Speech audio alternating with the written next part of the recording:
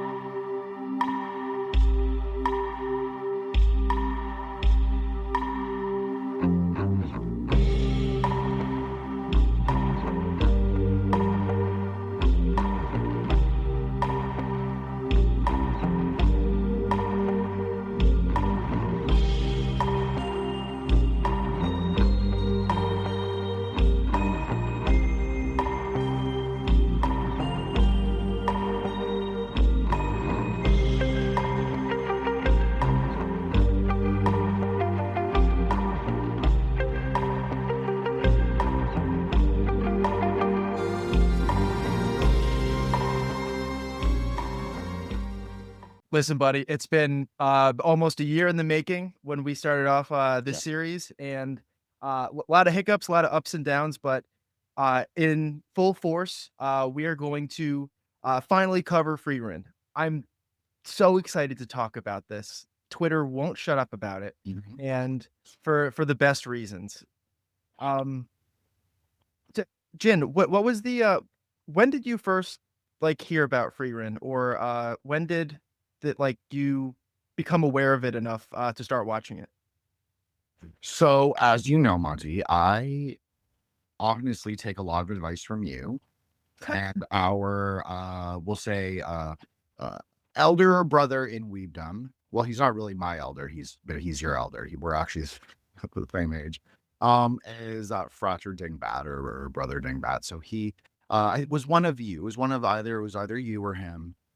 Told me to watch it. I was a little reticent, I have to admit, because we've talked about this, but if the opening theme if I find it a little weak, I'm probably more disinclined to watch it, even though it wasn't a shonen. So it wasn't even the kind to have a pop-in, opening theme track. So I didn't really give it a fair shot. Then I saw how you were posting Frieren memes, or not memes, but Frieren scans. I saw you posted a few, and I thought, this seems to actually discuss a lot of things that I talk about and that you and I have talked about on my show. And then you suggested that for our sort of epic finale, we do Frieren. And I thought, well, there's actually no series that I would rather do more, because it is a series about modern magic. So basically that's my story, is that I didn't give it a shot. I listened to you eventually. It took me maybe a couple months. And then from the first episode, I was hooked. I knew I had to watch the entire thing. Yeah, it's so all of your hesitations and all of your reservations about starting the series are exactly the same for me. I don't know if I mentioned him here before, but my old roommate Sebastian, him and I have been childhood friends, and he's always been when we lived together, he would always go and put something on the TV when we were eating dinner, and it was kind of fun to have a show to watch. And it would always it was Bakano, and a lot of there was we watched Bakano, we watched Jujutsu Kaisen was coming out, so it was a lot of fun to sit down and have a show to watch. And so when we stopped living together, we kind of still kept up, and we still would give each other recommendations. And he recommended Frieren's World's End, and I looked it up, and it was all right, so it's a little girl magic stuff. This seems like an isekai. This seems I don't know. I like swords and sorcery, but this just kind of seemed like for girls. But nevertheless, he kept persisting, and eventually I started watching it. And just like you said, this is a completely different thing. After the first episode, we're gonna get into the plot in a second, but after the first episode, you realize that this is a completely different story structure, and it's interested in telling something completely different than like hero needs to save the world. Perfectly said. So the question is, maybe this is too early for you, and if it is, you just tell me. Is this a shoujo or a shonen? You know, that's a really great question. And I think that if Stark wasn't in the show, then this is easily shoujo. Yeah. But I think that this is the much like how Winnie the Pooh is the color yellow. Sorry, Xi Jinping. It's like the gender neutral Pikachu of it makes this appeal to like both genders equally. Yeah, I couldn't agree more. I think that it's a neither nor situation. Has elements of both, but it's something kind of new. So I think that's what Yeah. makes it also exciting.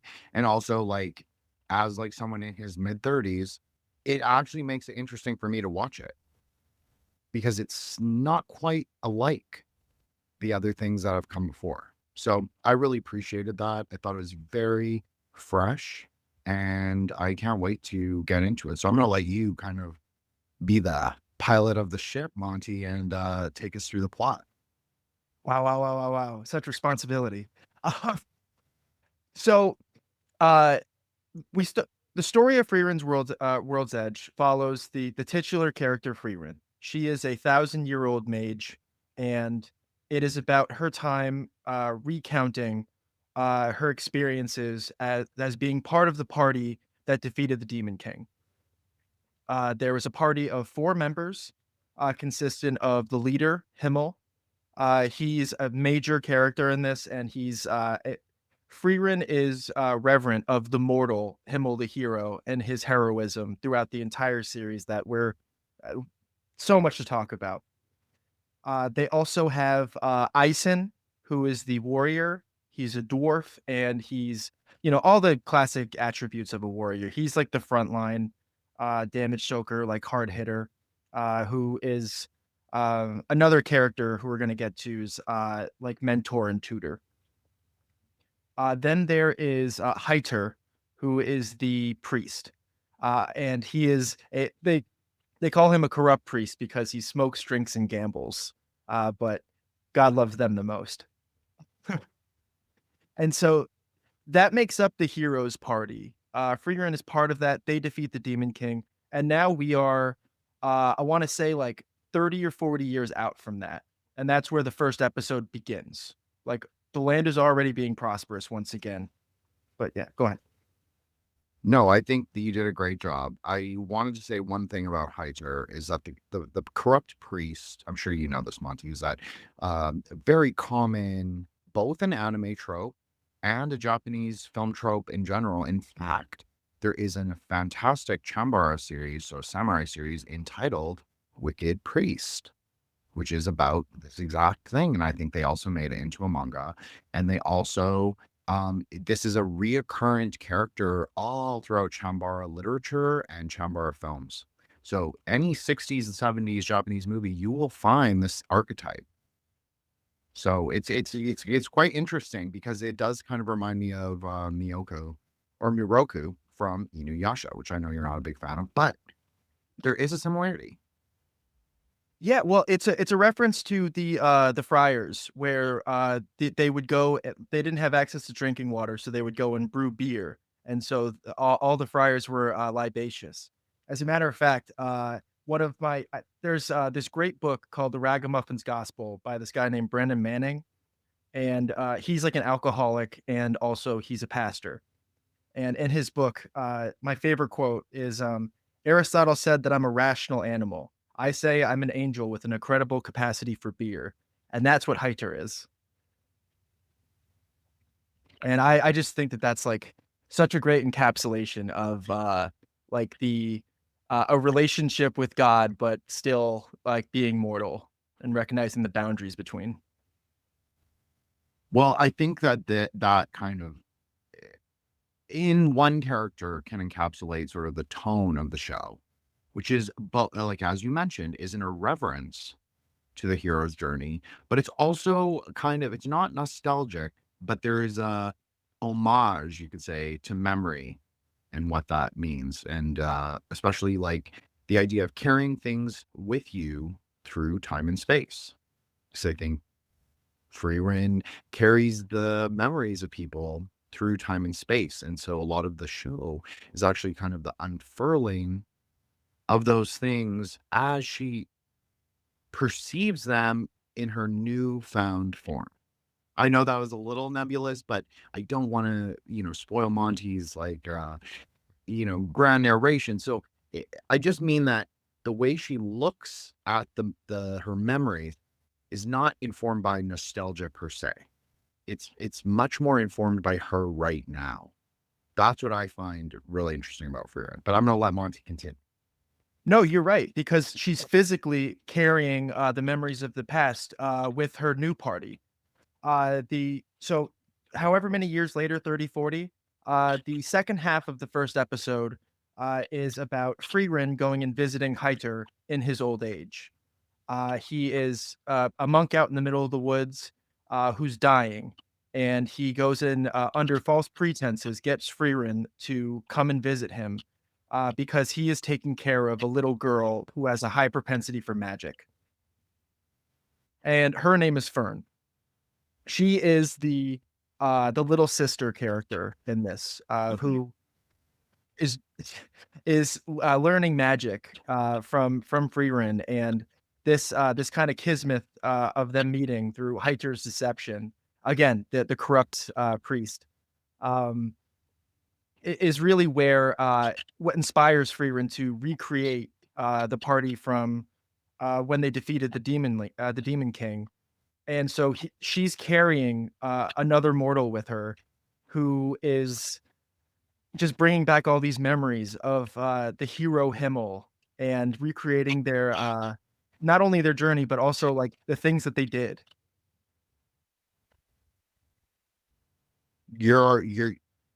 Something in what you just said made me think of something that I had not thought of when I composed my notes, which was there's a question in the series throughout I would say it's fairly common, maybe throughout every episode, this question of divinity. What is it? Who has it? Is it real or is it not real? I didn't realize that in a way you could perhaps make an argument that Fern and Frieren in particular, but obviously everything from that meeting is causal to that. There is a kind of divine spark, you could say, a kismet. That's a perfect way to sort of articulate that. There is something that is higher than them that brings them into each other's lives. And although, as we find out, Frieren is not a particularly maternal figure, there is something interesting with that because, as she says, elves don't even have that inclination. Mm-hmm. Well, so a key feature of the elves in the series are that they are borderline immortal, and that's another thing that I wanted to relate this to Buddhism with, but more on that later. But she experiences time after living 1,000 years, where she can casually go and say that the decade of the hero's party that defeated the demon king was merely a decade. That is a disgusting thing for us to hear. And even all the characters in the hero's party who are used to like, shut up, you old bitch, are like, even they're like kind of offended of like 10 years is a long time. And so like Fern, as a matter like, so I think it's around like episode 2 or 3. They're doing like little side quest odd jobs. Basically, I like that. Yeah. It's great, but it's really just off of like Frieren's whims. Mm-hmm. She wants to go and find the perfect flower to go and lay at the statue of Himmel's grave, commemorating him. And it takes them like 6 months. And Frieren doesn't even think about it. But Fern is like deeply upset that they're just stuck in this village, and not particularly even learning magic. So I thought there was something quite profound about beginning as a side quest instead of, and you even said this in your own way in the introduction, that it's not an isekai. It's not an adventure story. It's not even them on a particularly I mean, the world isn't ending as far as we know. So Nope. there's no urgency. The idea that time flows differently for both of them, I think is an interesting metaphysical idea that, like, what is time really? And I think time is a very conceptual marker. For Frieren, time, it doesn't really exist almost. Mhm. But for Fern, because she's mortal and she's also young, time is a lot more urgent for her. So I do love this. We could say chronopoesis. I'm very fond of this idea, but yeah, the idea of playing with time, what it is, what measures it is, what markers it is, and the blue flowers so prominent in spring. This kind of idea of a beginning, which is also interestingly, as we're shown in flashbacks, the time that Frieren was actually asked by Himmel and Heiter and Eisen to join the heroes' party was in the spring. So it kind of is a revisit, or maybe axial, you could even say, a kind of like a renewal of that same period, which I think is also interesting if you look at it, like, as you said, Monty, a reconstruction of the original hero's journey. Absolutely. It's the same character who's already gone through the hero's journey, but it's almost like it is almost like nostalgia because it's as if she didn't like it. It's like imagine if you were like too old to appreciate Disneyland and then you were like piecing together your memories when you were older to like make sense of it all. Like Yeah, you're totally right. yeah. I'm And sorry I to interrupt you there. no, it's okay. It's just such an interesting way um to set a narrative. And the beginning with side quests and not immediately being like, "Oh, what" so there actually is early on in the series, like another demon lord uh, who created this, demon killing magic, this indiscriminate power beam, and it could have easily started with him, unshackling and destroying a village. Not the case. It's just a regular casual stop for Frieren. She's like, "Oh, yeah, in 100 years, he's gonna be unshackled." And then as a routine stop, goes and just blasts him. Like, that's just the action in this series is the most boring parts of it. Yeah, I agree. It's like, what is her pathology? She doesn't really have one. Like, what is her impetus? Her impetus is to save the world in a way, but she doesn't have like that natural or native, you could say, human fire, that Yeah. human impulse. And I think that that's what I struggle with in calling it nostalgic, because it's not like passionate nostalgia. It's almost like she's perceiving it for the first time through the Mhm. actions of present day. So like when they're even talking about this is I'm sorry, I'm going a little ahead, Monty, as my style dictates. But the ring, the crystal lotus ring. I thought that was a very poignant thing because she didn't really even like Frieren doesn't have any conception, as she even says, a flower language. And but Himmel did. Himmel probably did. So whereas with Fern and and Mr. Stark, uh Mhm. he he's the one who doesn't know. But Fern is the one, she has like more, well, as she's obviously told, she has more of a sensitivity to those worldlier things in terms of love. So I just thought that was really interesting and really poignant that she had to see it happen in real time to make the memory make sense, almost like a key unlocking what was there, but she had no way of contextualizing it. Yeah, it's when you were just saying that, it struck with me. It's Frieren goes and, like, saves the world with the same urgency and the same, like, panache of remembering to feed your neighbor's cat. Hmm. She just goes and just casually takes care of it, and it's like, "Alright, yeah, see you later." But it's almost like now she's bonding with the animal instead of just doing maintenance.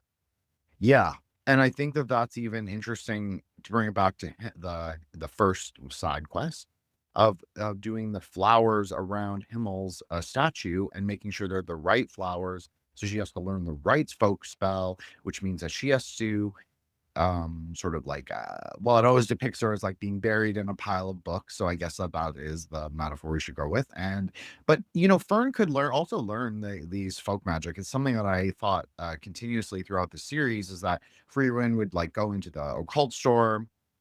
I like an occult store. And so she goes and she gets lost in the books, and like I definitely empathize. But then a Fern is much more like, it's not that cool, it's not that interesting, it's not like what she wants to do. But obviously magic is her passion. And so I think with Frieren, like you're saying, the most passionate she ever becomes is about magic. Now, she doesn't always articulate it as like, oh, I'm still so passionate about magic. But I think there's a continuity for that, maybe is what drives her, what drives the plot, what drives the narrative, is this kind of like quest for magic. But we're not quite sure. It's not Luciferian. There's no sort of endpoint. There's kind of just knowledge through the journey. She walks through the earth, and like almost seemingly her only real like it's not a motivator. It's like this Death Stranding, just aimlessly traversing to go and find these grimoires, which contain spells that are like as useless as turning your clothes invisible. This is a spell that makes a broom go and like sweep up your apartment, and they're risking their necks for these. Yeah. And I thought it was so interesting when they brought up the Zoltrog thing, which is Zoltrog is Zoltrog is the anti-demonic and anti-human spell, as we find out. But Frieren has tweaked it to be useful against demons. And so this demon, who has only been, as Monty said, sealed in the abyss for 100 years, sealed in a cave or whatever it is, and he innovated this spell, so he basically created it. There was a battle. Frieren couldn't defeat him. They sealed him in the cave, and then he emerges, and she uses his spell against him. So even in that short time that he was sealed in the cave, time passed so quickly in the world of knowledge that he was not, even though his spell was innovative for thousands of years, and it just was like it was the most innovation that magic had ever been since the Golden Age. It was defeated, and it was almost like anticlimactic. Like Monty said, the action is the most boring part of it because it happens in a second and it's done. Yeah, it's so Zoltrok is like the name of the spell for the anti-life equation, whatever the fuck you want to call it. But it really is like the power of innovation, and why time is such a key element of this series. Locking him away and ushering in this golden age of magic. It's very much like before Tanya Harding performed the triple axel, people thought it was physically impossible. I looked it up ahead of this, and apparently 2 years ago, a 17-year-old from Massachusetts just competed a quadruple axel. Just the way of like what is even possible over the course of like engineering innovation and development is such a thing that, I mean, you go and look at, especially like Star Wars, like in a galaxy like far, far away, a long, long time ago. It's like they don't really do a whole lot of development on their technology. Like it's cool to see the actual time elapse. No, you're 100% correct. I think that there's something really interesting about this series, not just in relation to time, but also in relation to the age of man. This was something I wrote down. I'm very fascinated with this as maybe a more meta concept, but with the specificity of this series also celebrates that idea from even, you could say, 1,000 years ago, when we are shown flashbacks from that time. They say it is the coming age of man. So I think that's, there's something very interesting about that. Yeah, and so I was holding off on introducing him because 5 years have gone by of Frieren and Fern, like their journey, and that's when we get introduced to the front line, the tank, Mr. Star, and his introduction. I mean, I really think that he's the reason why think this show is so spectacular. Um, he's such like a mundane guy, but he was the Frieren sought him out because he was Aisen's disciple, and they had a falling out because Eisen hit him, and then it was just a falling out between father and son, and so he banishes himself, but he doesn't have confidence. He's like, my master disowned me, and now I'm living as a Ronin with really nothing in the tank. So he goes and becomes the protector of this small town that has a terrifying dragon sitting outside it. And as long as he sits in this village, the dragon will always be at bay, and he can go and he's not like lying. He's not like a local kingpin deceiver, but he is like a valued member of the community where people go and like shower him with gifts. Effect. He's like the king of the town almost. So you're totally right. It sets him up to be immediately likable, immediately relatable. I agree with you that he is the star. Like I personally like Frieren. I also like Fern, but I think Mr. Stark is, it's so obvious he's the star. He's the axis upon which the girls kind of turn, and that is kind of true. I think that an axe wielder, very interesting for a JRPG. It's not a typical hero's weapon. I think that I think his fight scenes are some of the best, most interesting. Tons of martial arts. It's not like you're not looking at medieval axe wielders. This is like much more, like Yamabushi swordsman him, in the mountains. It's much more martial arts, and I think just him as a personality, he's a bit of a coward at first glance, but in materiality, he's not really a coward. No, He's not he's really self-conscious. right. That's a perfect way to put it, Monty. He's self-conscious in and of himself. And he also, sorry, Monty. No worries. So he's self-conscious, and like I said before, him being struck by his master and being banished was only perceived by him, and that's like his truth is that that's what happened. When Frieren approached Eisen because they needed a warrior to accompany them, and Eisen was too old to continue the journey. What happened was when he was training Stark, Stark was actually scared Eisen, and so he hit him in self-defense, like in a complete like muscle memory of defeating the Demon King. He went and struck Stark, and there was just a huge like misunderstanding between father and son. And so when Frieren finally does go and meet with Stark and tell them of the plan of like, listen, we just need you to go and distract the dragon. Our magic doesn't work on it. Get him up in the air and like chip away at the scales, and then we'll blast him. It's what you said earlier about how he has like the best like martial arts fights. All of his fights are Madara Uchiha versus like the 10,000 like ninja army. It's like the most badass shit in the world. And him slaying the dragon, he's wielding his axe, he's chipping away at the scales, at the fangs, and eventually he gets the dragon in position where the girls would go and blast magic at him. And he's like, why aren't you firing? To Frieren saying, you already killed it. The power was in you the whole time. You just needed to believe you could do it. So this is actually something that reminds me of you, because this is something I've heard you say, just like the power of, like, that anime kind of contains, it kind of tells the viewer, like, this is your power. This is your potential. Like, this is something in you, and you have to believe it for it to be real.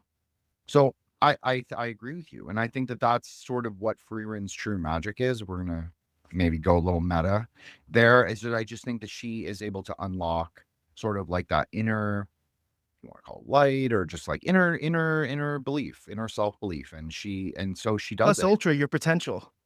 Yes, exactly. Plus alter your potential. I think Stark is just such like, so Stark joins the party, and that there's, the reason why the show is so popular and so talked about is like shortly after Stark joins the show. But I think this first period where Stark joins the party and we have our core like ensemble is where I kind of wanted to touch on uh, the things that you were saying before. Like, is this a shonen? Is this a shoujo? Like, is this uh, is this subversive or is it a return to form?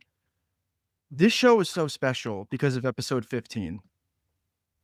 It's only half the episode is about Stark, but they stumble upon this royal guard, this escort or whatever, and the leader of that guard goes in, looks at Stark, and he does his measurements. He checks him out, and he's like, "All right, this guy's like a fine specimen. We're gonna use him." And the reason being is that he has a striking resemblance to the heir, the prince of this castle, and it was the son's wishes that if he was not to return from battle, that they pretend like he's still alive to inspire morale of the people. Basically, it's 3 months of Frieren and company living in this castle and start going through etiquette and sophisticate training. And it all culminates in one of the most like hauntingly beautiful scenes of Stark and Fern ballroom dancing. This show is not ironic. This show is not sarcastic. The ballroom scene is one of the highest animation quality of the series, and it's not played for laughs. It's not played for snark. There's not even like the typical like cutesy anime like throwaway of the like getting the red lines under the eyes, the blushing cheeks when Fern gets dipped. This is when I knew that I was dealing with something truly special. That was really well said, Monty, and I think it perfectly encapsulates the series. This is not a millennial series. There's no No. irony. You're so right. There's no cringe. There are moments of sweetness and levity where they will use anime physics, but it's very subtle. It's not crazy. Frieren getting like eaten by a familiar, like one of those fake chests that you find in RPGs. There's great comedy in this, but it saves it for when it's like relevant, and it doesn't use it to undermine important moments like millennials do. Yes. And it's interesting because there was, as you know, Monty, there was a long spate of anime that also took on this convention of much to its detriment, I would say, most of the time. Now, there are certain ones that do a very good job at blending comedy with more serious things. But I think that anime has somewhat suffered because of the overbearance on like fan culture, on etch. And I like etchy. I like that fan service stuff. And Yeah. it's cute and funny and whatever. But you're right. Like the true form, the real anime, like we're talking about it, like, yes, everybody talks about like Astro Boy and Dororo. I love Dororo. Like, I love all those Osamu Tezuka series. I think that's like sweet and meaningful and more than sweet. It's substantive. It speaks to something beautiful. Like with the Ballroom series, it speaks to something genuine. Mhm. So this really did help me I was like, oh, okay, anime is not all lost. Like there's hope. Well, it's a recent conversation that you and I had about the state of Black culture and music. It's really refreshing when you see someone like pull their pants up, and I mean that metaphorically. And I just think that we've lived in the age of irony long enough that it's about time that it should be cringe. And yeah, if they were to go and like undercore a scene like that, then it's no better than the Disney Star Wars movies. And like, then every single opportunity Frieren has to ruin it and just like completely take the reader out of the experience. But every single time it knows better. And I think that this is why this isn't just some like seasonal anime that like fades into obscurity in a month. Well, it's clearly caught the zeitgeist. we'll leave that for a little later. But I just want to say that because I think that you and I do justice to explaining how much it is sort of caught our own individual interests, but then in the popular culture, this is a hot anime. This is a hot property. Oh yeah. People love And it's it. a shame too, because it's an indefinite hiatus. I think there's only 140 chapters, and the artist hasn't committed to making more. Well, that's actually somewhat interesting from a metaphysical perspective, simply because it is a kind of story that could be carried on in animation form. And I have read, I think the first or 36th chapter of the manga. So I'm not totally like, sometimes when we've done it, I've been like, yeah, I've looked through a few scans, but I'm not like Mr. Manga like you.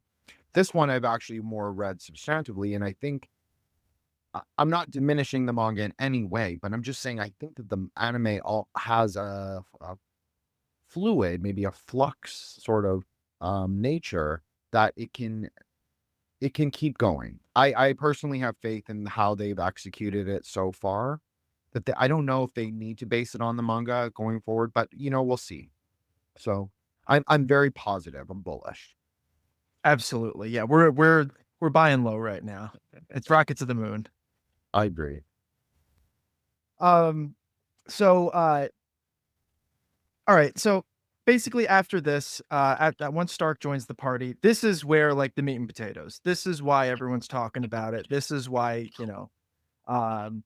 why our mutuals are going to war on the timeline over. It's true.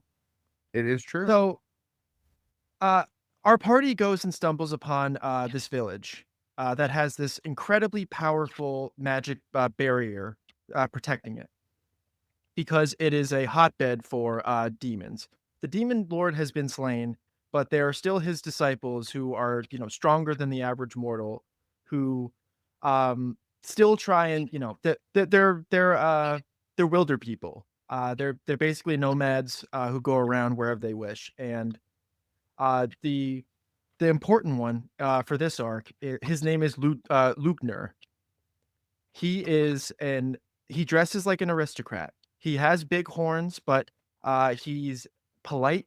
He has etiquette, and most importantly, he sweet talks his way into polite society and brokering a deal with this town to allow demons to coexist with the mortals. So this becomes a whole bed of issues because the entire time, Frieren is constantly having flashbacks, not only to the Himmel the Heroes party and their quest, but also to La Flemme, who is her mentor and tutor, who taught her magic and set her on her path to become the most powerful mage in the world. Interestingly, also has red hair. Just want to say that, because we did discuss this a little bit with Eric on our series on not Full Metal Alchemist, on heavy metal, because that played a role in sort of the iconography and symbolism of that series. So I think it was a choice. I think it was a stylistic and sort of metatextual choice that makes a lot of sense for what the series is about. Oh yeah, gingers are the real chosen people. Well, there is an idea that, like her name suggests, that gingers are maybe more attuned to, we could say, the sacred world flame. Exactly. So there you go. So they are fiery by nature, and so they are attuned to that kind of cosmic or divine fire, and it plays out in the case of her mentor, who is a mage of the mythic era, and very few people even know that Frieren is her student, her primary student, maybe her only student. And so this also becomes sort of a subplot, but it is kind of a major plot. Like it cannot not exist, because that's how the series ends up resolving, is with it, this complication, the thing of like, her guru, her teacher, and her teacher's teacher suddenly makes an appearance. And not to jump ahead, but I just think it's interesting that it introduced so casually, very, this is Frieren's teacher. This is Frieren in the age of the mythic beings when elves and giants ruled the world, and then Frieren, lost herself in a house in the woods for 500 years, and then there we go. And then now, Exactly. Well, and it's so when Frieren was a baby, she was attacked by demons, and that's where Laflamme came and saved her and killed the demons. And so all throughout her life, she's had this has had her basically mother figure tell her about the evils and perils of demons. Let me see here.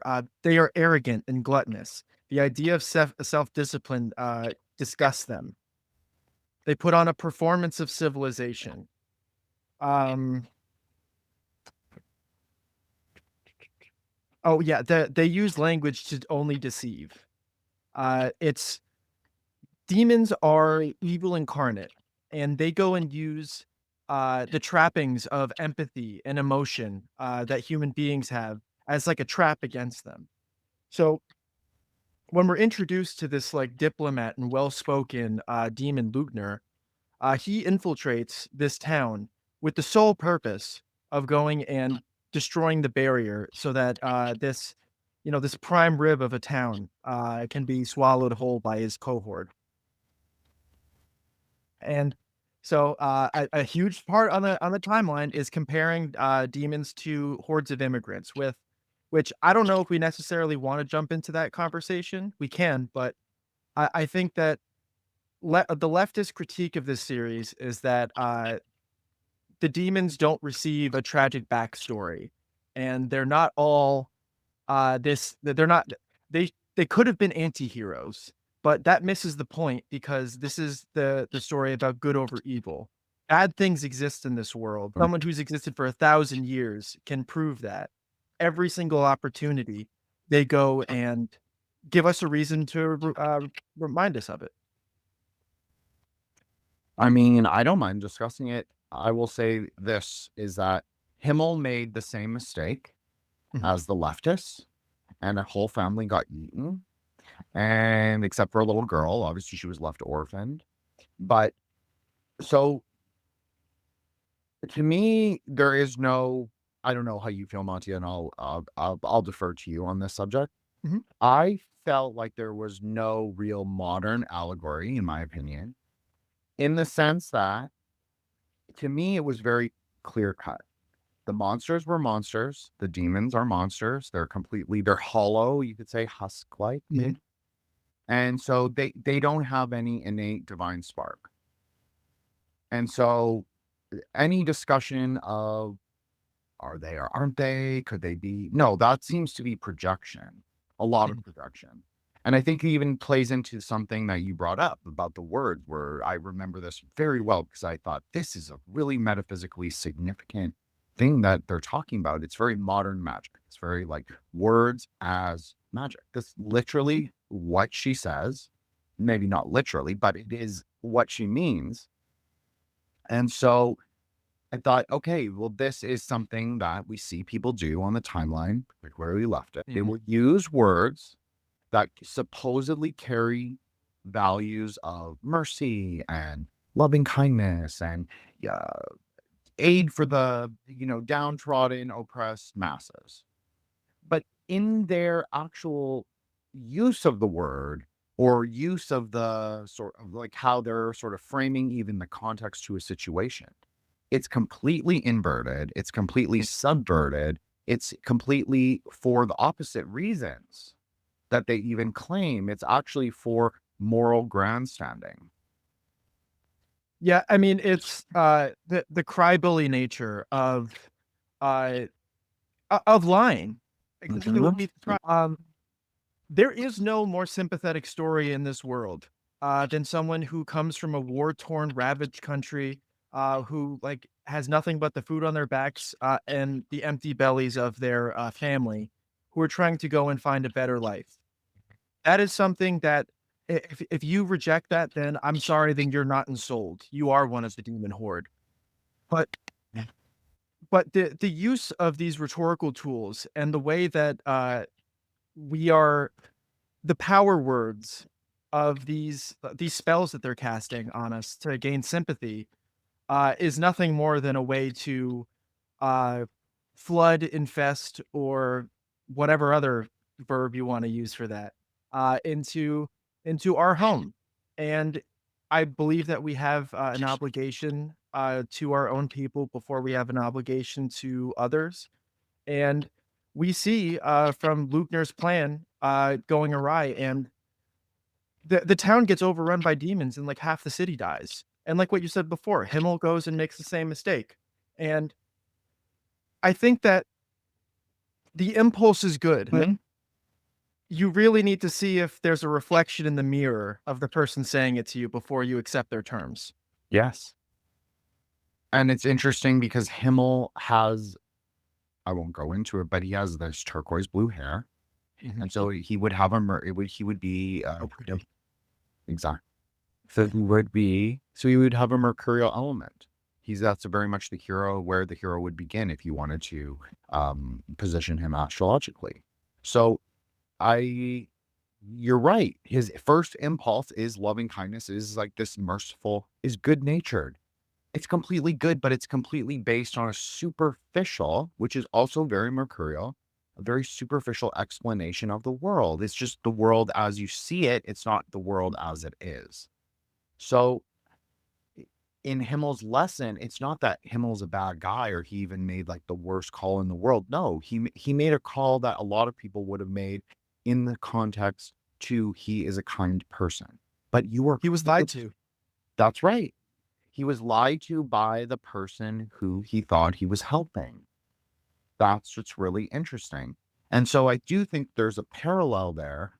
Do we even have a useful working distinction of like American versus non-American? And I think like this sort of erases this discussion, not our discussion, but the broader discussion kind of embraces those terms. And I think actually it's useful to be able to distinguish what an American is, what a citizen of a nation is, and maybe even the contours of what a nation is. I think this honestly is played into a little bit in the series. It's often talking about kings, often talking about kingdoms, often talking about the borders, just like with the barrier. The barrier is not even a spell that is written down. It's something so sacred, so secret that it is passed down orally only to, like, I guess, like probably the kings of the line. Yeah, a lineage. It follows a lineage. That's And right. the- It follows The family's responsible for it. That's right.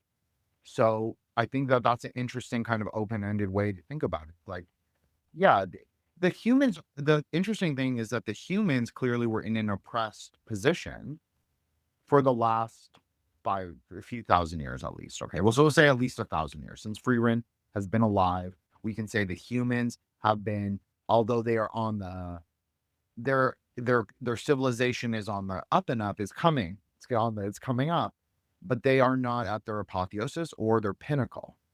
But the demons clearly had pushed them into like further reaches of the world, had probably inhibited their progress greatly. And in fact, the humans were not really even able to battle the Demon King until Himmel came along.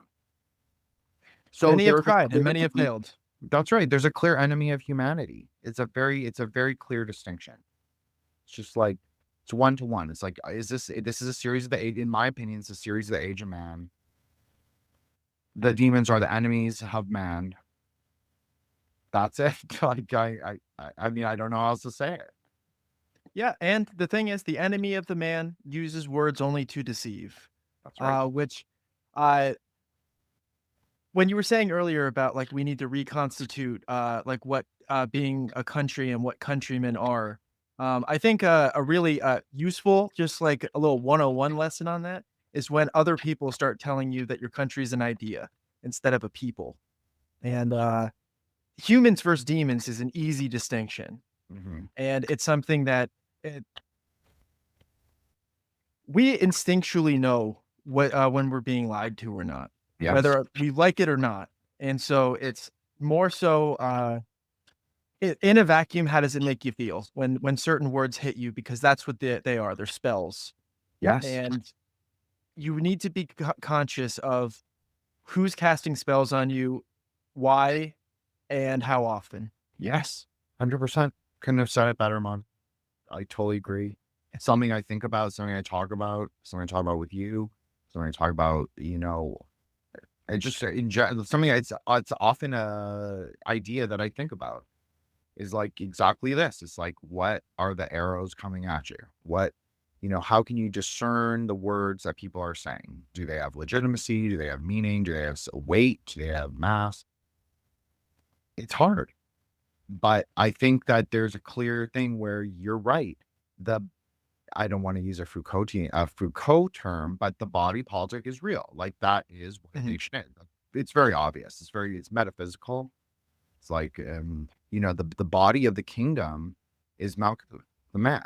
It's the Adam Kadmon. It's a perfected man. Now I'm not perfected myself personally, but, we're all working towards something a little higher. We all want to like level up, as we could say. So yeah. So I think it's very obvious that exactly what you said. The nation is embodied by its people. Exactly. And the spells that people are casting at you, these power words, the most important thing to remember, especially in times like now, is that it goes both ways. It's the reason why people have such violent reactions when you say no. Yes. And this all culminates. So the demons have successfully infiltrated and they're beginning their attack. Frieren has been imprisoned, and Stark and Fern are currently engaged in battle with two of the other demons.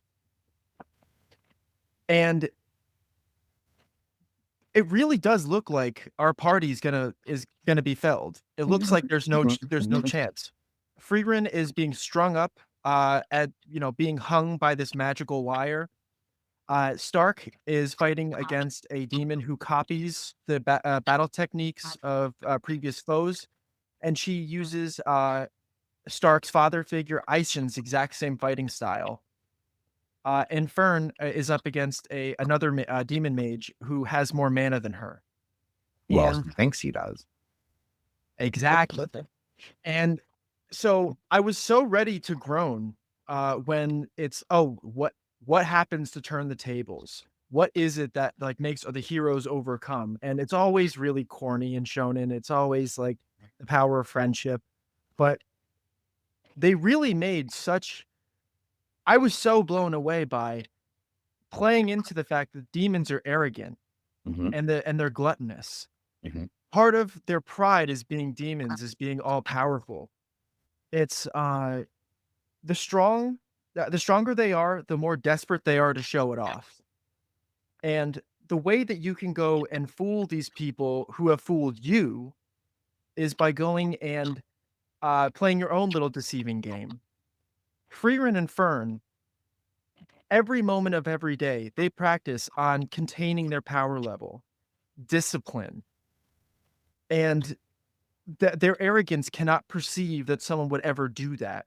So when Fern and Frieren finally do go and show their power level and they rise above the demon's expectations entirely, they accuse them of cheating and saying that they have no pride as a mage.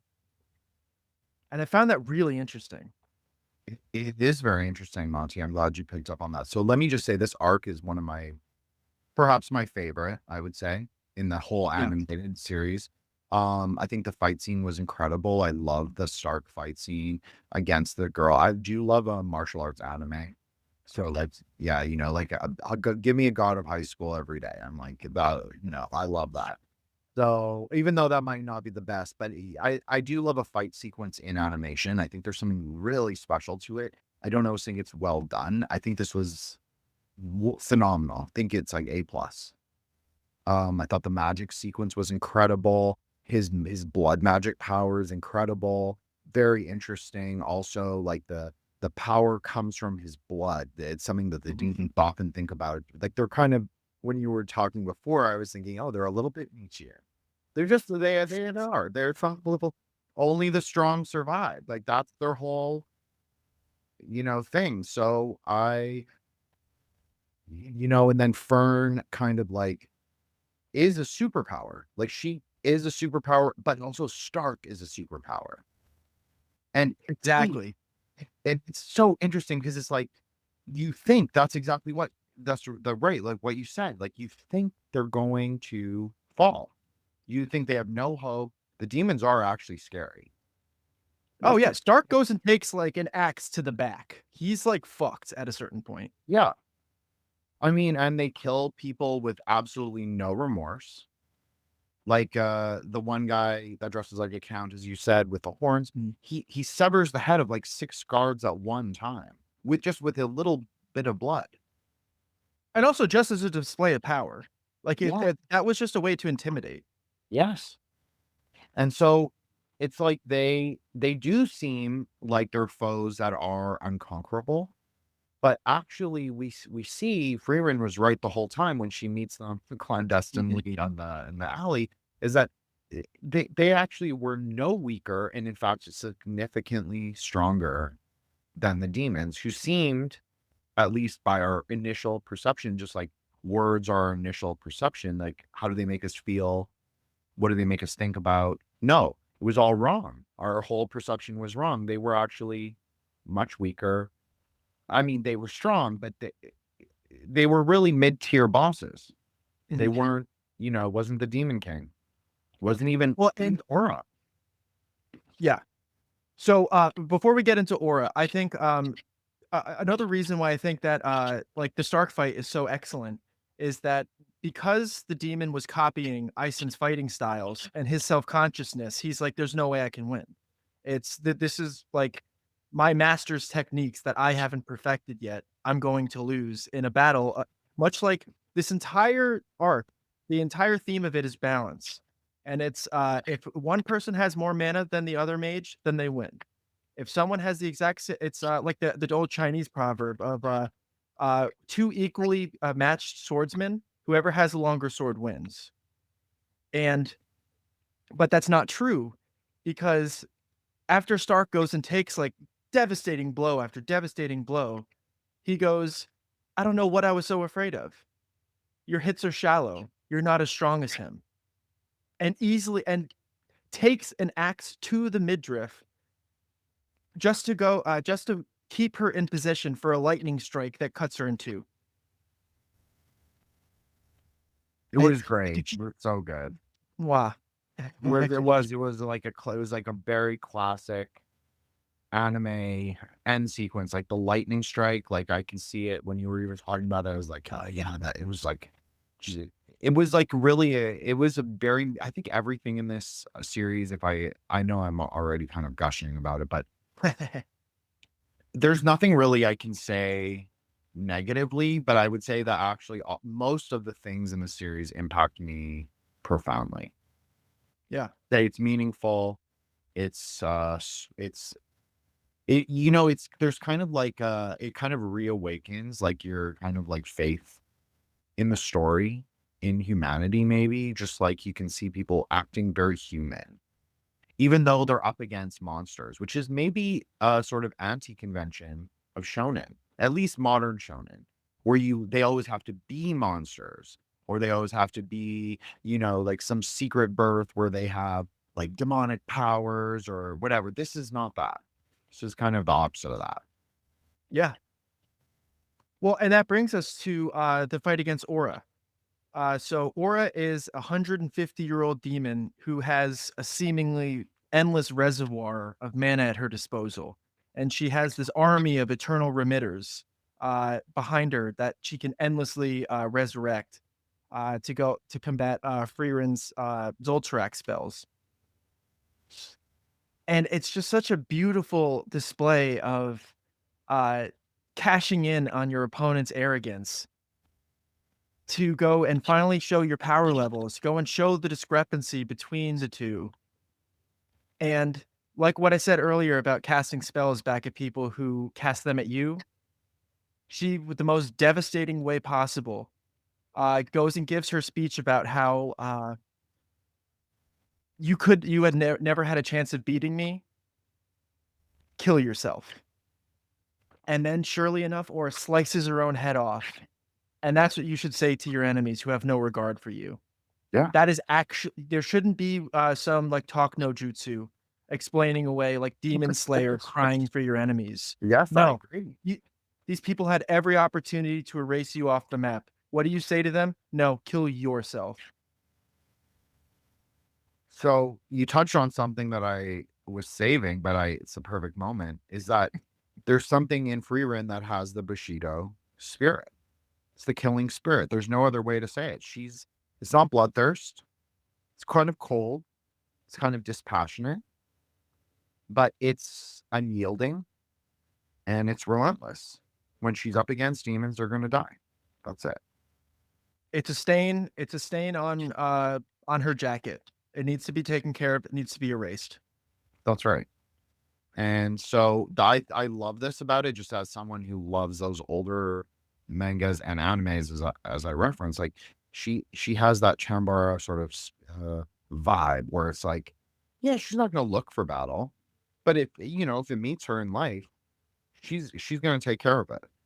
So I don't know.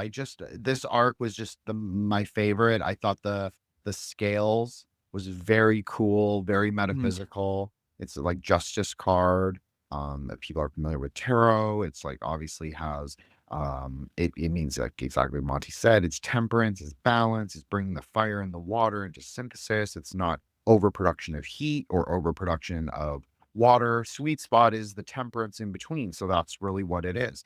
But it's interesting that they chose a sinister black flame. So you could say that's very like modern alchemy, like very modern left-hand path alchemy. It's not like I'm saying it in like a, oh my God, it's like crazy. No, it's an interesting idea. It's kind of like sinister black flame, like the purity of the stainless flame, and then what it can look like maybe as like a more shadow idea, but just conceptually, right?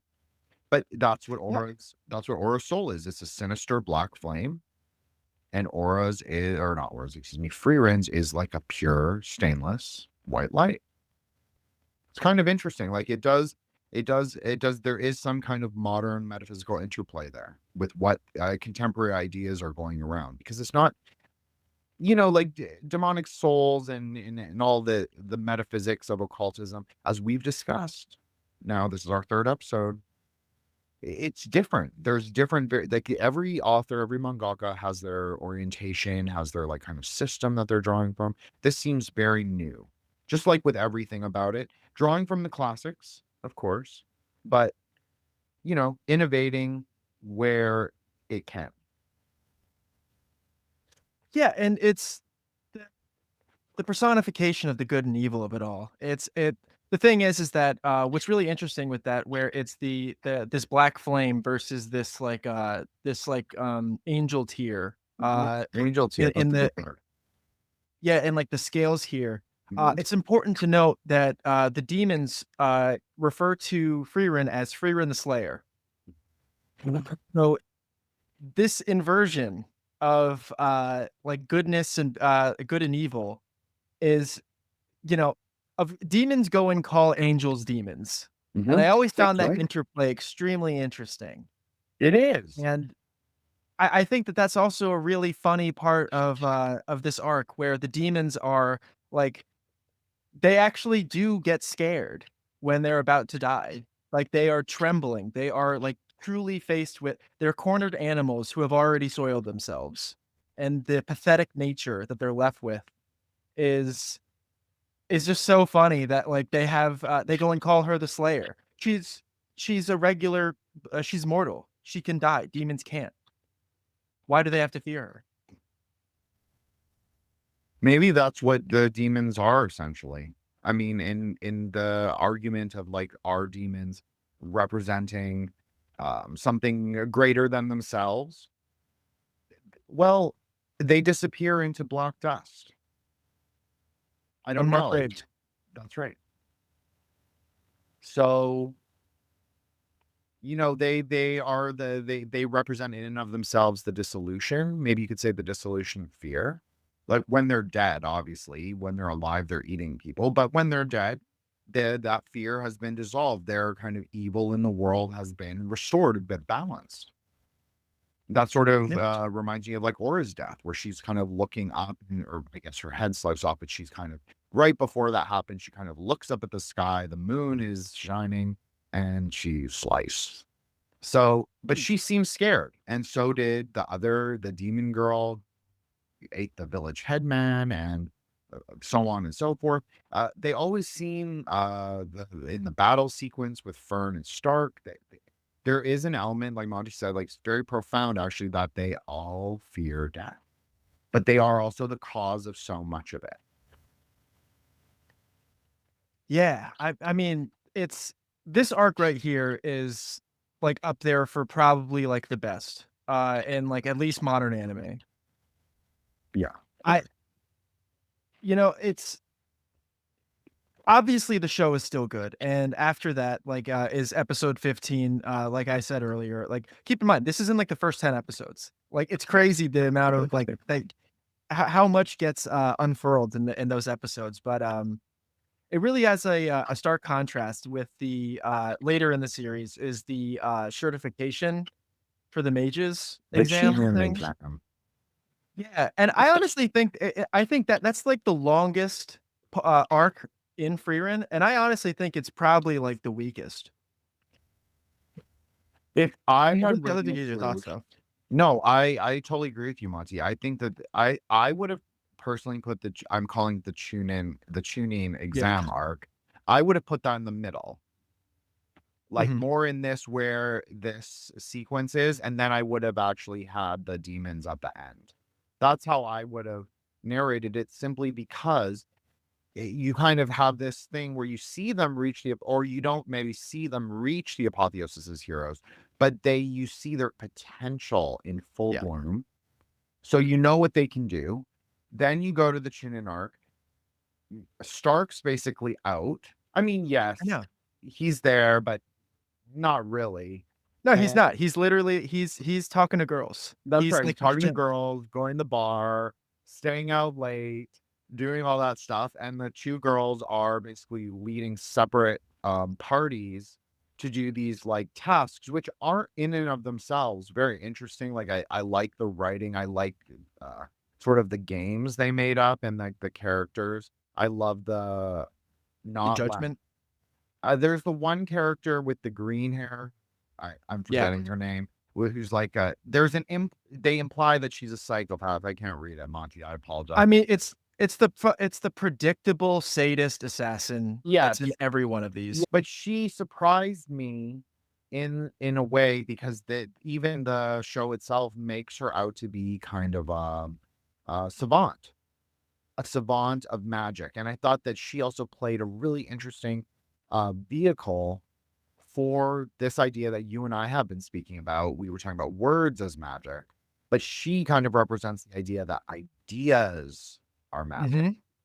And her ideas are in some ways considered to be stronger and scarier even than the master mages. So It's so interesting because her magic, because she's like a close her staff is a spear. That has like the little amulet dangling from it that she uses to cast her spells with. But what's so interesting about her is, I was being derisive when I said that she's the predictable like sadist. But no, it's okay. Because that's how she appeared. Just like with yeah, many things in this series, the characters can appear stock, but they actually show you more layers. That's what I think is really interesting about this series. Even the greedy old mage, who's like an aristocrat, a bureaucrat. This is like very common. I know Monty knows. For isekai, this is one of the most common, conventional, boring archetypes. The evil aristocrat, and he actually shows himself to be a lot more multifaceted. yeah, And so that's what Well, I think with her. exactly. And what's so interesting about her magic is that it's an extremely close range binding spell. It's so like her ability is basically, Marth's downbeat, the deflect. And I think it's like so cool at how she like gets up close and personal, and then she'll go and insult you or distract you. And then the second your guard's down, you're sliced in half. So this is like the Monty just explained, like basically that is her power, is like that's her main form of magic. They obviously can all use different kinds. This is actually an interesting thing that was also talked about in the series, the kind of metaphysics of magic. It's not that other series don't discuss it. Shonen certainly devotes way too much time exploring, ideas, but Frieren does it in a very interesting way, where they say, like, yeah, mages are capable of utilizing both physical and magical attacks. Basically, it's about what can you visualize. That's sort of what we get revealed in the Chinin arc, is this like idea of like visualization is king. Words matter, but visualization is king. So, that's what she can do. She can visualize anyone getting chopped in half, provided, I mean, she does, that's what she says. She's anyone that I imagine, and they're chopped. And it seems really transgressive and really quite psycho at the beginning. But then we kind of see that she has, like, she's not just a mindless monster. She kind of knows her power is a little crazy. And she doesn't kill everything or anyone just because, but she's also not afraid to kill anyone just because. Like, she can kind of take it or leave it. She's not situated in her own bloodlust.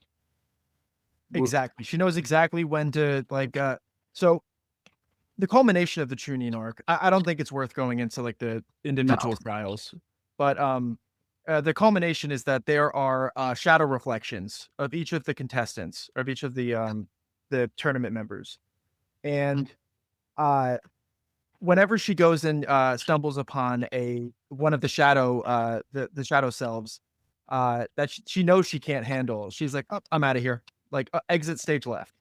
And so it's not this bloodthirst. It is this like measured, and if you can't imagine yourself winning, then don't do it. And I think that that's like a really interesting take on it.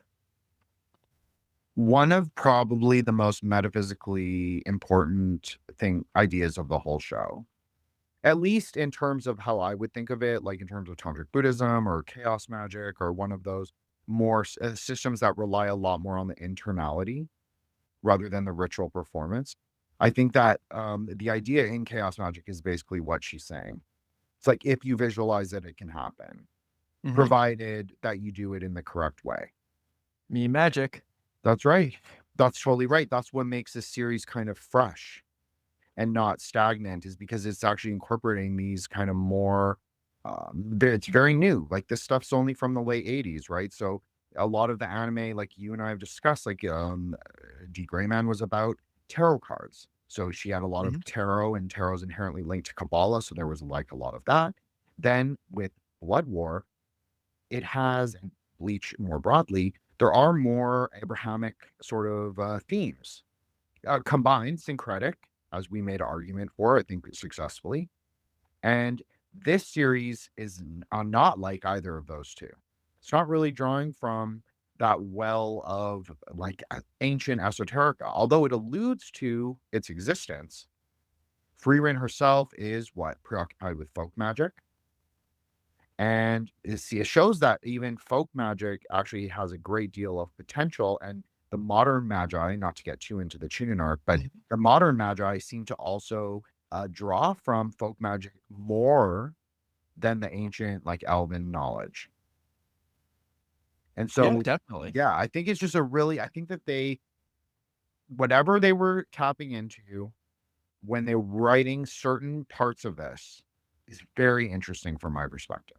So I know it's like I'm saying that like many times, but it is a very exciting series because of that. Because you very rarely see modern magic depicted in it's as like a 12-year-old child could watch the series and say, if I have self-belief in something, if I have visualization power, if I can imagine something greater than myself inside my mind, yes, I can do it. That's magic. And that's exactly what it's telling them. So I think it's very exciting for me. Well, I kind of wanted to piggyback off of like the in relation to D. Greyman being about tarot and Bleach being a little bit more Abrahamic. I think that the perspective that Frieren pulls from is I don't know what you know what religious aspect necessarily, but it comes from the perspective of hindsight. It's someone who's wiser and older looking back and reliving their previous experiences and knowing the difference between what they did right and wrong, and almost like a redemption with the with the adage of experience and time. It's more it's wisdom focused. Yes. So I think this even goes back to something the series even describes as what the series is about, is the age of man. So it's an age of man with a magic of man. Magic of man is in his mind. I mean, that's our primary. I mean, we have a lot of powers. Like, I believe in, like, man has like a lot of potential, actually. Buddhism also agrees with this idea. Yeah. And so, yeah, so I believe that it's about potential. And so part of potential is memory. Part of potential is wisdom, like Monty's saying. It's like learning the things that you should have done better, but not living in regret. Just being like, okay, I'm going to take this as a lesson. I'm going to take this as like a way to understand how I should move forward and what I should do in the future should situations ever arise. So that's really what I totally agree, Monty. It's like it's much more tooled for that's even what I like theologically about the series. Like, I personally am religious. That's okay if people aren't.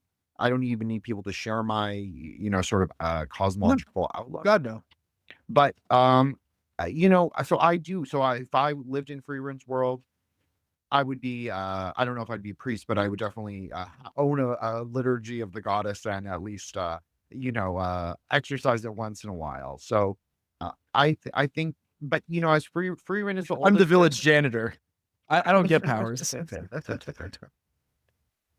Yeah. Well, this is interesting because this is something I want to sort of be loop background or discuss a little bit with you, is Croft, the monk. Because I thought this was also interesting in discussion to memory and like Frieren's life and her chronology and her timeline.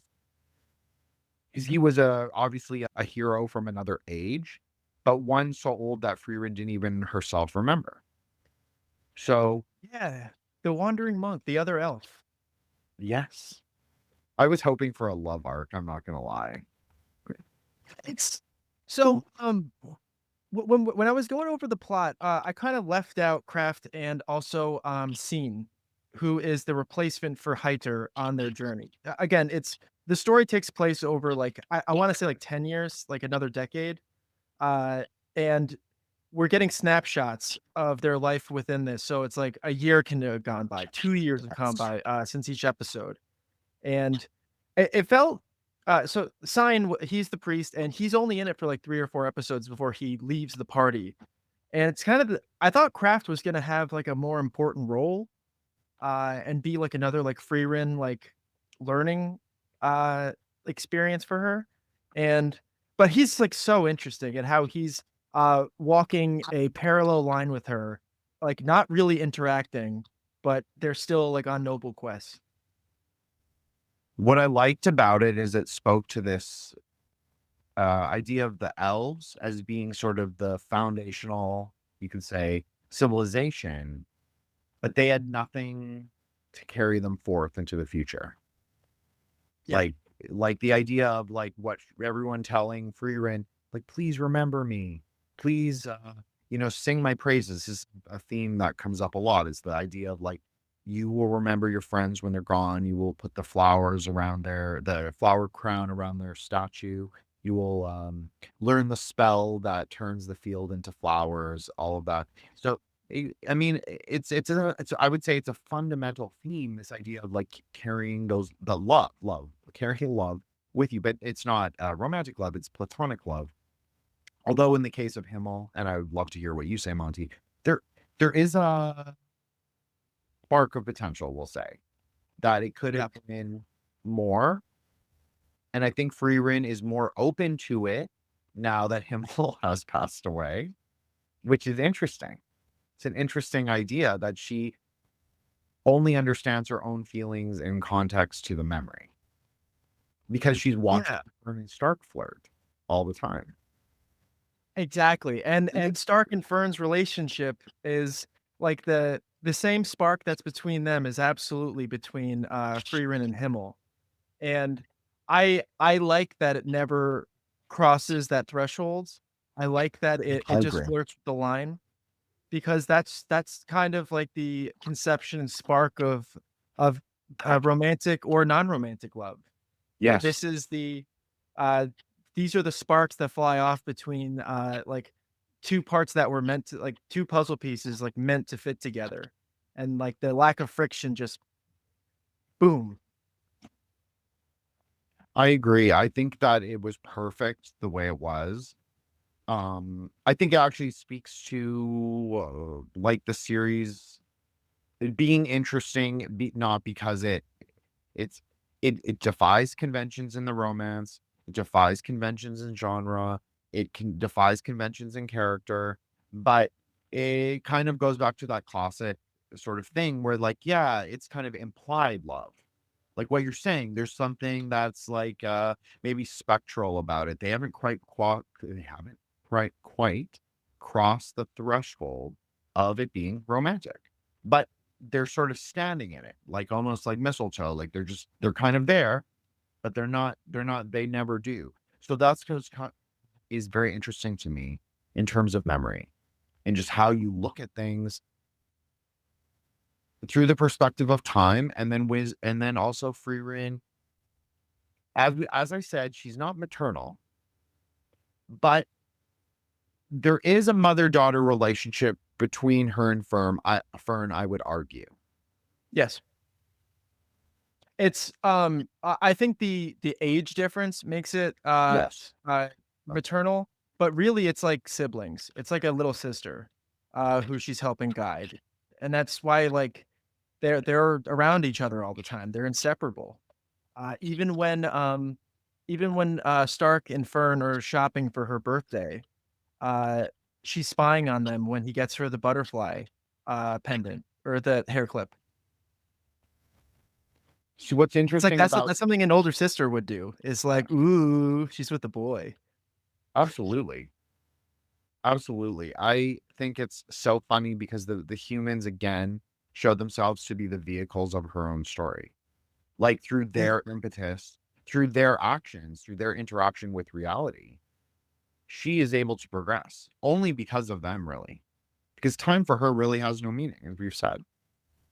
So she Yeah, could and stay. also she's never, like, had a reason to really interact with, when she was, taken in, by her mentor and, teacher, LaFlamme, it was all about magic, and then she was on quests, and then learning picking up grimoires. It wasn't until Himmel that she was forced to participate with humans, That's right. and now she can flourish, with Fern Stark. Well, one thing I think we should discuss Fern a little bit before we close, Oh, just yeah, yeah. because she's sort of I won't say she's the main character, but she's the heir. She's clearly the heir to kind of Freeren's story, if you want to say that, or she's Mhm. inheriting the mantle of most powerful mage. She's clearly shown to be, in the episode of the tuning arc that you described, where there's like the clones. She's kind of seen to be equivalent mage, maybe not power ratio 1 to 1, but it's overall, right? This is something that the series talks a lot about. You can be a more powerful mage and still lose many times, many such cases. Frieren goes into great detail about different, times where magic is just not enough. It's really about your application of force. That's something Frieren even teaches Fern in battle magic. It's not about the newfangled folk magic spells that all the magicians are using, the, raising of earth and the giant waves and making golems. No, it's about Zoltron and it's about defensive magic. And it's about Mhm. who can hold out the longest and whose Zoltron is the most powerful and your casting speed. So Fern is actually superior to Frieren in her casting speed, as well as she is able to do quite strong blasts, I guess bolts, right? So she's able to do quite strong ones, even though they may not be at the strength of Frieren's like huge nukes. She can shoot them off a lot faster. So it's kind of like even Frieren makes a comment that it's kind of like an improvement on the original. So I think that's kind of what Fern is. I mean, obviously, I'm gonna let you explain, but I kind of think like she's a tweak for the Age of Man. She's not quite a Frieren, but she can take up the mantle. She's under leveled right now. That's the only difference in that fight. Exactly what you just said. If she was to go and grind out Victory Road a couple times, then she'll be ready to take on the Elite Four. But but what's so interesting about it is that she's being shepherded and being groomed into becoming the inheritor of and that's actually where the cliffhanger of the series kind of ends up, is Fern kind of having to make a decision to embark on her own path of magic or follow in Frieren's footsteps. And so during the clone fight, it's I think it doesn't matter if your opponent has more mana than you. What's a sniper rifle to a pistol 2 inches from your face? Yes. Like whoever fires first loses or wins rather. And so that's part of what Fern can do as well, is hide her magic and presence completely. Yeah. And that attributes her to being like the shy, meek little girl who can like disappear anywhere she goes. And so just hiding in the shadows and being able to cast Zoltrak, which is more native to her because it only developed in the past 100 years. Frieren has not been using it her whole life, but Fern has. So that's kind of like the mortal advantage there against the timeless. Perfectly said. And let me point out that she is not a meek or No. She's innocent, very innocent. There's no in fact, I'm reminded of the Frieren blowing not the monk, the priest, a kiss. And the two kids, interestingly, maybe this is like a millennial Zoomer reference, but the Zoomer kids or the Gen Alpha kids, they can't believe that she did something so sexual, so racy, as blowing a kiss. The kind of millennial priest is like, what are you doing? Like, this is like, yeah, exactly. So cringe. Just because you brought him up, he has one of my favorite quotes in the entire show, the millennial priest. Every party needs an older woman. Most won't leave town until they have a broad. We can't travel vixenless. So it's so interesting because I obviously thought of you when he said that. And I was like, this is like such a Monty coded kind of like character in her, like, but shown to be incredibly powerful, actually, and really savvy and a great priest. Like, not just a priest, a hero priest. Yeah. And I think that's what's interesting about all the characters. I do hope they add craft. I hope that, they add a monk to the roster. I think that'd be a really interesting, or that he joins Verbal. And so they can have their own like spin-off series or something. I mean, that's what I would do. But no, I think that this is a beautiful series. I think it's a perfect encapsulation of what modern anime, what modern manga could be. Mm-hmm. I hope that they continue it. I think it's okay if they don't, because I think that they made a very strong series. It accomplished what it set out to, as far as I'm concerned. That's right. So it can kind of be nebulous, kind of be flowers on the wind. That's very Frieren, right? It can just be in the, can be in the ether. It doesn't have to be concretized. But I mean, I hope they do a season 2. I hope it does it justice. This was for me. It was. I did credit you, Monty, but I watched it because of you, not just because of the series. And then we did a series on it. So it was like the perfect culmination of like what I think anime could be, can be, and should be. Yeah. Well, it's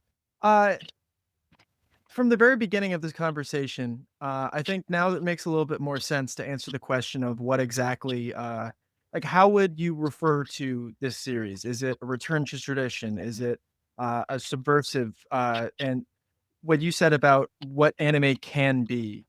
And I think that this is a subversion of a subversion. It answers all of the questions that people who have issues with current anime and manga in like a resounding answer. Yes. It's snarkless, it's Mhm. ironyless. Mhm. It doesn't take any cheap shots at humor, and also it's slow. Of the 26 episodes, you really feel immersed in each episode because it's taking its time and not doing like a million smash cut animations of like a Dragon Ball Z fights or something. That's right. And so it's even if it's like criticizing like modern anime, the sincerity is such a return to tradition and a return to form that I don't know. It's that hopefully this lesson is learned and gets and is ran with going forward. I know at the same time, the same season that this came out, there was a similar show that was also like very like sincerity pilled of it's like that dungeon crawling cooking show or Yeah. whatever. Yes. Dungeon Meshi. Yeah, I haven't seen it, but it gets Good. it's I'm sure it is. It gets compared to Frieren a lot, and I'm just like, all right, but like if it's not Frieren, I'm gonna be upset. Not Frieren. It's Nothing not is. Frieren. And it is a lot snarkier.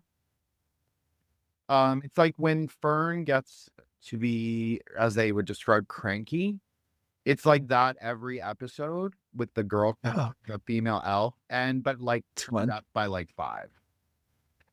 That's still fun. However, All right, I should watch it. but it's cute and it's sweet and it's very innocent up until the last like arc, I would say. And it has, I just think that that's another good series. Now, was the art in Dungeon Meshi in totally my taste? No. Is Frieren 100%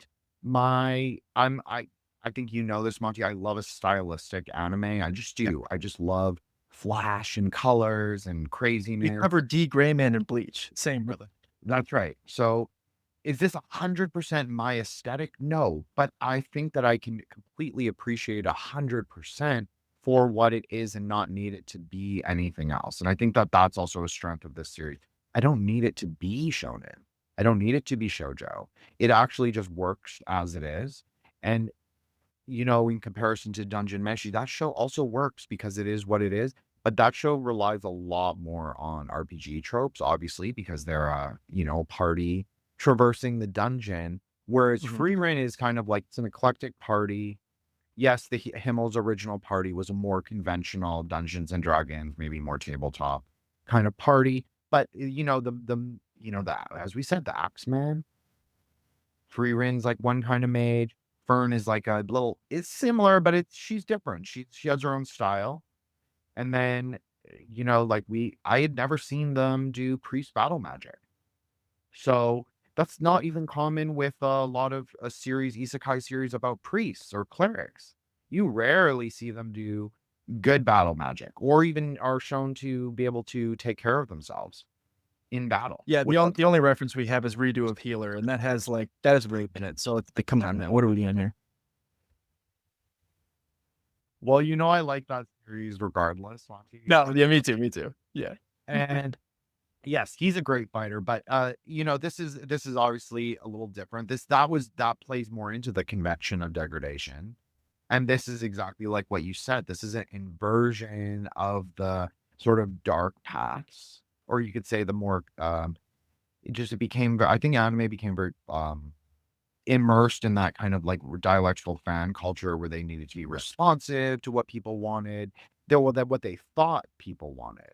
But then it alienated people like us who actually like anime, actually like manga for like in my case, since I was like a little kid.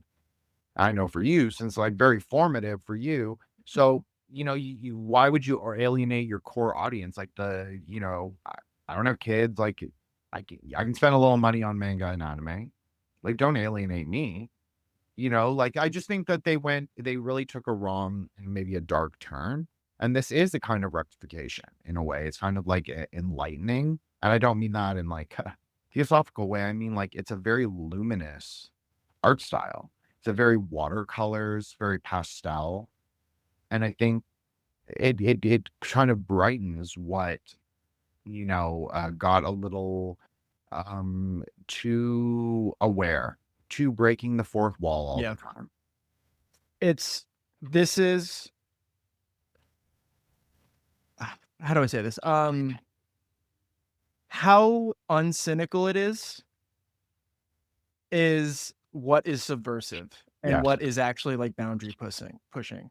Because every single like seinen manga that comes out nowadays is like how I killed my baby sister to inherit like whatever superpower. Yes. And as much as I love the phantasmagoria and I love like the blood sport of those series, this series stops real life crime. There have been not one but two instances of violence in Japan that was stopped by just an everyday person. And when they were interviewed for why, like, what would their motivation, like, to stop the crime was, they said that's what Himmel the hero would do. And I don't see that happening for Jujutsu Kaisen. I don't No. see that happening for a lot of other series. So I'm so glad you brought this up because it really is so topical today to record like 3 days ago. To left incident with the knife, like crazy. It's honestly like it shows the power of story, but story in and of itself is magic. Like words are magic, but also the meaning matters. Like the meaning really matters. Like you're saying that wouldn't happen with JJK. You're right because he's not a hero. He's not really a hero. He's just he's an exorcist. But him, Yeah, and and the thing is that I don't even say that to like degrade the other series that No. I'm kind of like poking at. It's the thing is like those shows inspire you to go to the gym. This one inspires you to be a better person. If that makes sense. that 100% makes sense. That's exactly what it is. It's like power leveling. That's what JJK is. What this is like it's a deeper. It's like you're searching out like you confronting because even Frieren says like no one knows what a monster I can be but me. Mm-hmm. Because the whole series is about confronting the past, confronting where maybe you could have changed direction, but it's not about living in it. It's about like what is right now, like what are the choices we're going to make right now to literally determine the end of the story. So Creating a spiral. Every step that she retreads in her past, she is ascending another level of Jacob's ladder. True understanding. yes, I agree. I think even the Chunin arc where they go and they have to battle like the lowest steps Mm-hmm. of that dungeon, and it's Frieren herself. You can make a very good argument that that's Plato's cave. Yeah, 1000%. And she would have failed the exams if it wasn't for Fern. That's right. In fact, she needed not just Fern, she needed the entire class of mages to deal with the other clones, including the two girls she met. So I just think, including everyone, there was no one that was actually insignificant at the ending battle, except for the teacher Lanza. So really, it just shows like there's a spirit of cooperation, but it's not in the usual anime turn where it's cooperation to the community at sort of the expense of individualism. I know this has been a leftist critique of this series that, oh, the demons they're criticizing individualism. No. Frieren's the ultimate individualist. She's ultimately unconventional. She barely belongs to society, only in the most like nebulous way, only through the connections with humans, like her immediate humans. And so I would say that she's the individualist, but what it's really saying is demons aren't individualistic in the sense they don't really have desires or wants even. They're hungry. That's it. They have one pathology and they're going to do whatever they can do to get that one thing. And so Frieren's kind of the opposite. That's as we're saying. She's like, she almost has no pathology. It's sort of just like out of whim, with the wind, we're going to find like these like ancient grimoires or this lost scroll or this little piece of magic here. Just like got the My magic. little hobby. That's my little hobby. Like they could have called it Frieren's My Little Hobby. And Yeah. you know, that could have been the series. So I don't know. I feel like doing 3 parts with you was incredible, Monty. I appreciate you so much for doing this. Likewise. I couldn't have imagined really a better ending to like at least this arc. You know, because there's always I think you're always welcome on the show. I'm not There's going anywhere.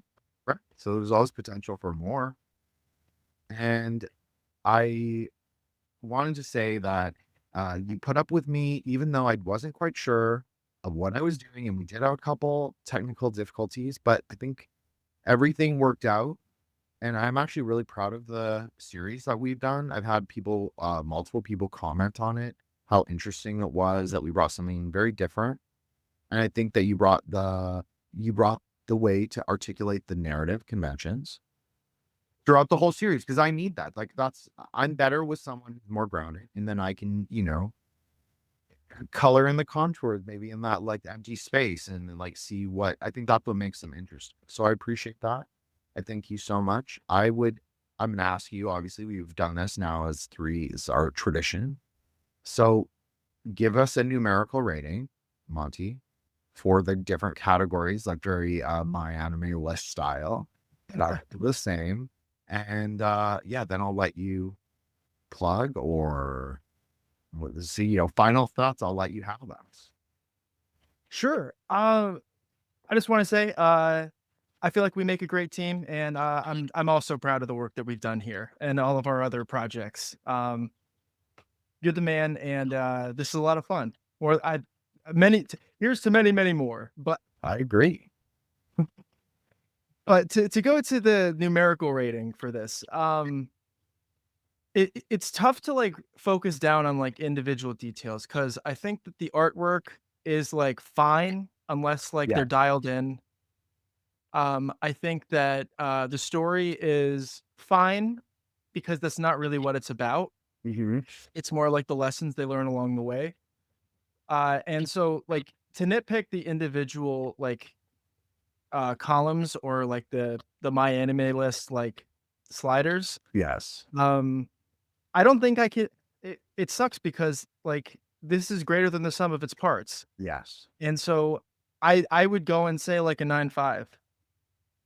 I think that this is like a superb series that even if you need like the blood sports of like JJK, or like you need like humor or some or like slice of life humor, this checks all the boxes, and I don't know, it makes me want to stop crime now, but like not in a vigilante way.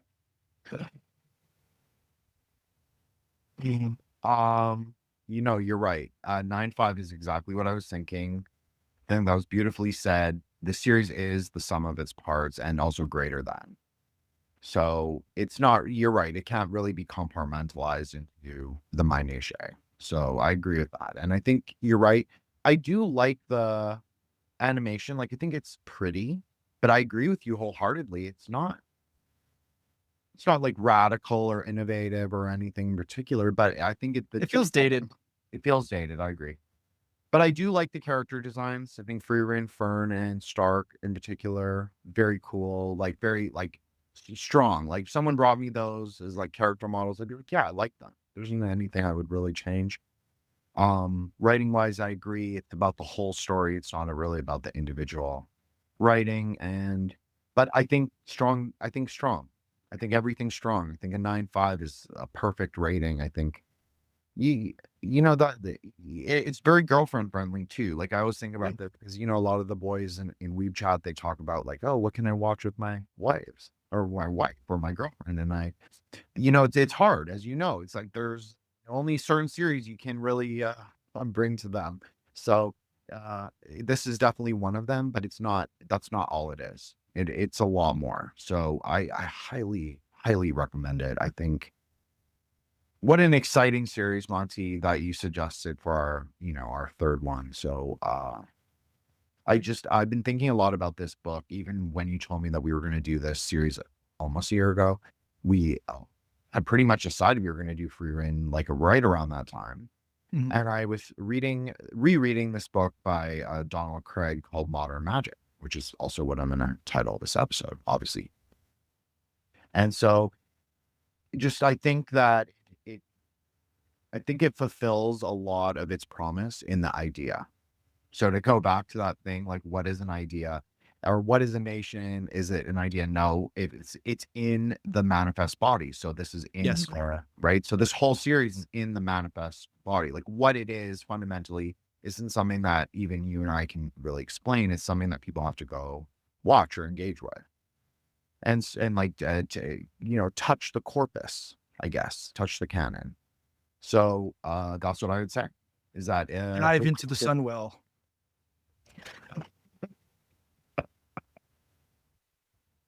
WoW reference, Monty.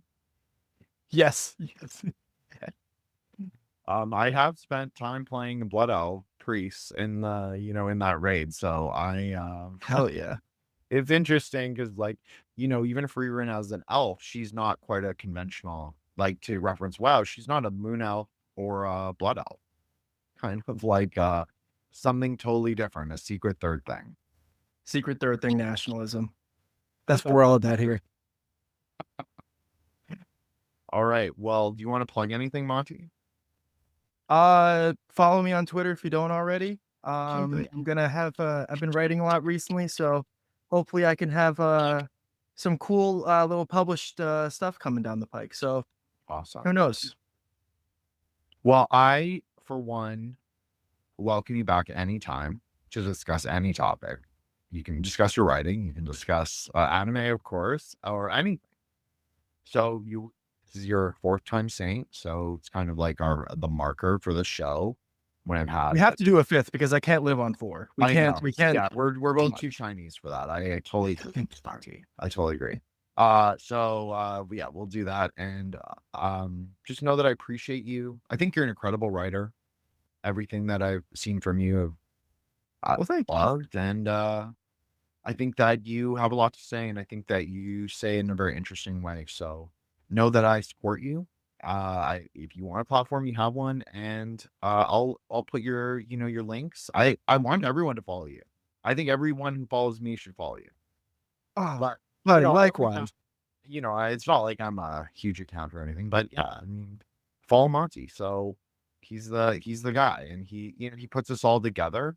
I've made some really amazing connections through you, Monty, like, just in terms of, like, we've chat and not anyone to have on the show necessarily, but I just think, like, wow, like, to speak about manga, speak about anime, it was unthinkable to me 2 to 3 years ago. Man, Unthinkable. YouTubers put so much stink on this that, like, it's about time that, like, some, like, young bloods change how, like, this talking about this stuff happens, because, like, being a One Piece guy for so long, it's cancerous, like, seeing some YouTube thumbnails. And so I'm glad that there are guys like us who can reframe these things and put them in a way that isn't that the audience doesn't die of cringe, hopefully. Don't die of cringe.